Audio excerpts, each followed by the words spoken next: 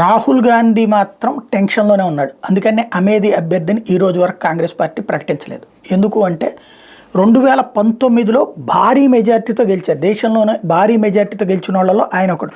4.31 లక్షల మెజార్టీ వచ్చింది వాయనాడ్ నుంచి కేరళలో.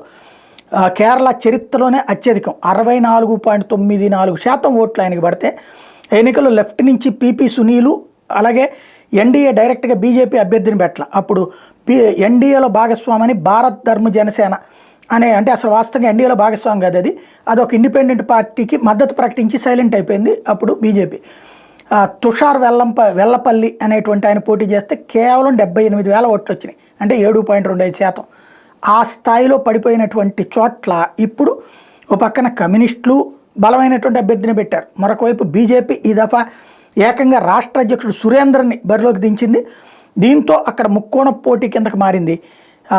దీని ఎఫెక్ట్ ఇప్పుడు రాహుల్ గాంధీ అందుకోసమనినే అమేధీ సీటుని అనౌన్స్ చేయకుండా వాళ్ళ సొంత బావగారు అడిగినా కూడా అనౌన్స్ చేయకుండా ఆపారు అని చెప్తున్నారు.